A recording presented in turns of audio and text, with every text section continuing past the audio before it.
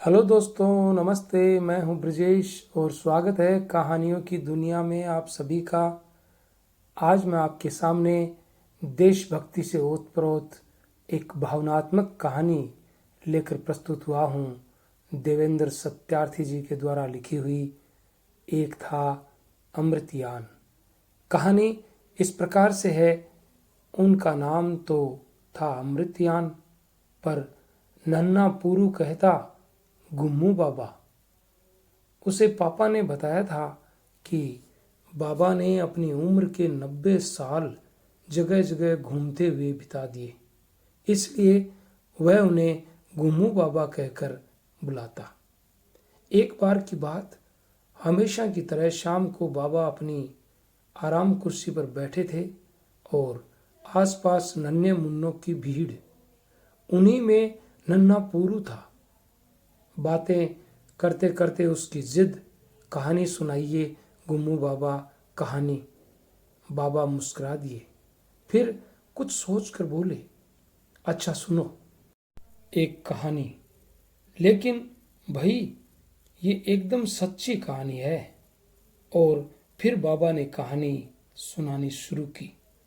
एक था अमृतयान। बचपन से ही उसे गांव में जाकर वहां के मजदूर किसानों के गीत सुनना अच्छा लगता था। स्त्रियां तिथि त्योहारों पर जो गीत गाती है, उन्हें भी सुनता। उसे वे गीत झटपट याद हो जाते।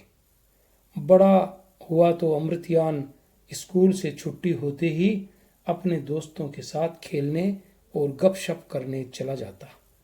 उसके दोस्त थे नूरा गडरिया, बुंदू जलाहा और भैंसे चराने वाला फकीरा। उन्हें बहुत गीत याद थे। अमृतयान उन गीतों को सुनता तो लगता जैसे उसे दुनिया का सबसे बड़ा खजाना मिल गया हो। कुछ बरस बाद अमृतयान बड़ा हुआ तो माता पिता ने देवयानी से उसका विवाह कर दिया। पिता समझाते, अब कुछ कमाने दमाने की भी चिंता करो। पर अमृतयान का सपना तो कुछ और ही था। उसे लगता रास्ते उसे बुला रहे हैं। गांव के लोग ही नहीं, वहां के पशु पक्षी भी उसे आवाज दे रहे हैं। और एक दिन अमृतयान बिना किसी को बताए घर से निकल पड़ा। पहले कश्मीर के गांव भीमपुर में पहुंचा। वहां उसका प्यारा दोस्त भुवन रहता था। भुवन उससे मिलकर बहुत खुश हुआ। दोनों दूर दूर के गांव में घूमे। अमृतयान की कॉपी में बहुत से नए गीत आ गए। कुछ दिनों बाद वह पूरे देश की परिक्रमा के लिए निकल पड़ा। हर जगह मदद करने वाले लोग मिलते गए। जेब खाली थी, फिर भी वह दूर दूर के गांवों में पहुंच जाता। वहां के गीत सुनकर कॉपी में उतारता, फिर उनका अर्थ पूछ पूछ कर लिखता। यहां तक कि वहां की भाषा भी सीख लेता। कुछ दिनों बाद उसने उन गीतों पर लेख लिखे, फिर किताबें भी छपी। अब तो दूर दूर तक उसका नाम हो गया। एक दिन अमृतयान गंगा किनारे रमोली गांव में गया। वहां उसे अनोखे गीत मिले जिनमें देश की आजादी की पुकार थी। गांधी बाबा, सुभाष चंद्र बोस और देश के रणबांकुरों की हिम्मत की दाद दी गई थी। उसने उन पर लेख लिखा तो ढेरों चिट्ठियां आने लगी। उनमें अमृतयान की बड़ी तारीफ की गई थी। उन्हीं में एक छोटी सी प्यारी चिट्ठी महात्मा गांधी की भी थी। उन्होंने लिखा था कि लेख दिल को छू गया। अमृतयान की खुशी का ठिकाना न था, पर फिर सोचने लगा, पता नहीं घर के लोग मेरे बारे में क्या सोच रहे होंगे। उस दिन वह घूमता हुआ गंगा के किनारे दूर निकल गया। एक जगह बैठा हुआ था। अचानक लगा गंगा की लहरों में देवयानी का चेहरा दिखाई दे रहा है। अमृतयान का मन उदास हो गया। सोचने लगा, देवयानी को मैं अकेला छोड़ आया। पता नहीं वह कितनी दुखी और परेशान होगी। इतने में उसे अपने पीछे किसी के कदमों की आवाज सुनाई दी। उसने मुड़कर देखा, उसका प्यारा दोस्त जयंत खड़ा था।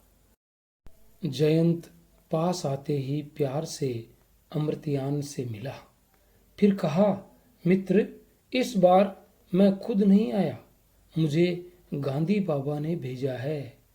कांग्रेस का बहुत बड़ा जलसा होने वाला है, उसमें बापू, जवाहरलाल नेहरू, सरदार पटेल और सब बड़े नेता शामिल हो रहे हैं। बापू ने तुम्हें भी बुलाया है। तुमने गांव-गांव जाकर जो गीत इकट्ठे किए हैं उन्हें वहां सुनाना और उनके बारे में सभा में बोलना। सुनकर अमृतयान हैरान, अरे, बापू को भी मेरे बारे में पता चल गया। वहां महात्मा गांधी अमृतयान से प्यार से मिले। सभा में सबने उसकी तारीफ की। पहले तो उसे लग रहा था कि वह कैसे भाषण देगा, पर जब उसने गांव वालों को एक से एक सुंदर गीत सुनाए तो बापू खुश होकर बोले, तुम्हारा ये काम भी देश की आजादी का काम है, इसे छोड़ना मत। अमृतयान के मुंह से निकला, हाँ बापू। अमृतयान फिर से गांव की ओर निकल गया। कुछ ही महीनों में देश के एक छोर से दूसरे छोर तक जा पहुंचा। उसके गीतों की कॉपियां भरती जा रही थी। बड़े बड़े अखबारों और पत्रिकाओं में उसके लेख छपने लगे थे। लोग खूब आदर देते। पर एक दिन उसे फिर से घर की यादों ने घेर लिया। पत्नी देवयानी का उदास चेहरा सामने आ गया। उसे लगा, देवयानी कह रही है, क्या कभी मेरे दुख के बारे में भी सोचा है? अमृतयान का संकल्प फिर कुछ कुछ डिगने लगा।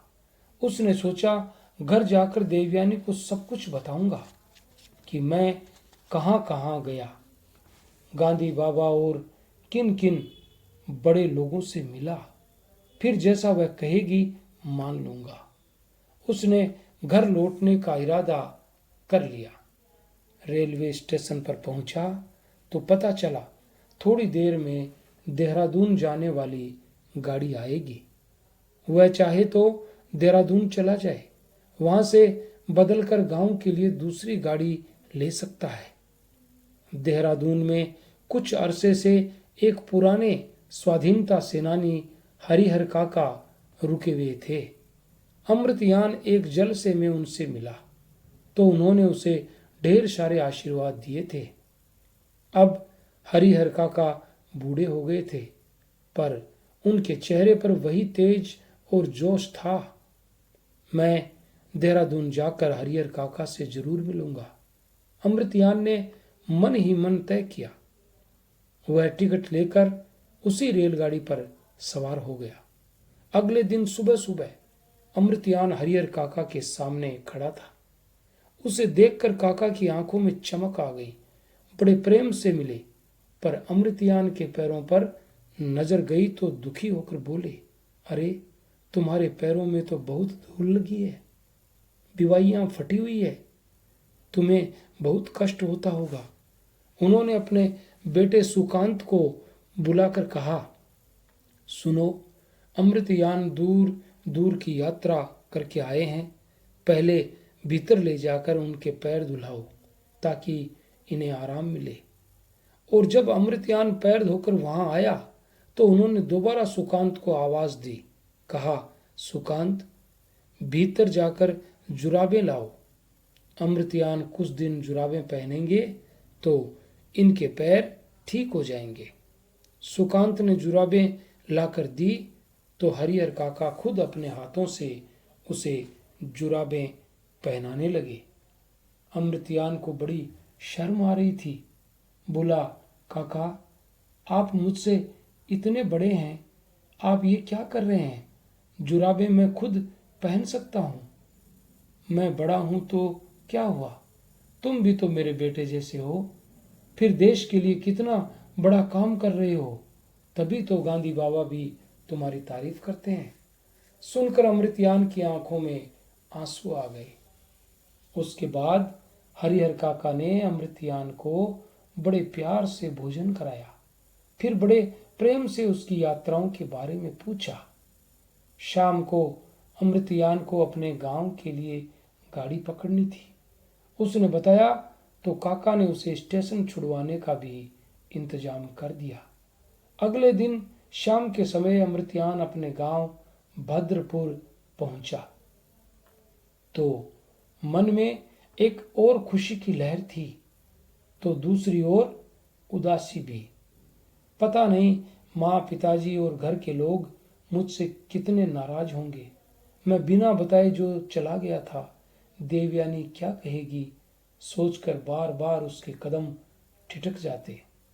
पर घर पहुंचा तो उसे देखते ही सारे घर में जैसे खुशी की लहर छा गई।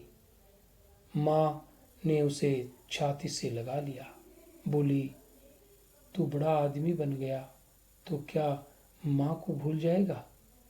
कल ही देवयानी अखबार पढ़कर सुना रही थी कि खुद गांधी बाबा ने तुझे आशीर्वाद दिया। देवयानी लोटे में ठंडा पानी लेकर आई तो अमृतयान ने उससे कहा, मेरे कारण तुम्हें बहुत कष्ट सहने पड़े। अगर तुम कहो तो गांव गांव भटकना छोड़कर कोई और काम करूं। देवयानी मुस्कुराई और बोली, हाँ, मुझे कष्ट तो सहने पड़े, पर सबसे बड़ा कष्ट यही था कि आप अकेले हैं। अब आप गांव वालों के गीत इकट्ठे करने जाएंगे तो मैं भी साथ चलूंगी। सुनकर अमृतयान का चेहरा खिल गया, बोला, सच? फिर तो मेरा सपना पूरा हो जाएगा। और सचमुच एक दिन अमृतयान का सपना पूरा हुआ। कहकर बाबा ने कहानी पूरी की। पूरू हंसकर बोला, घूमो बाबा, मैं समझ गया, ये तो आपकी और दादी माँ की अपनी कहानी है, एकदम सच्ची कहानी। सुनकर बाबा अमृतयान के साथ साथ देवयानी की भी हंसी छूट गई, बड़ी ही मीठी हंसी। ये थी कहानी देवेंद्र सत्यार्थी जी के द्वारा लिखी हुई एक था अमृतयान। अगर आपको अच्छी लगी तो हमारे चैनल को लाइक, शेयर, कमेंट और सब्सक्राइब जरूर करें और मिलते हैं कल किसी नई कहानी में। तब तक के लिए all the best. Thanks for watching.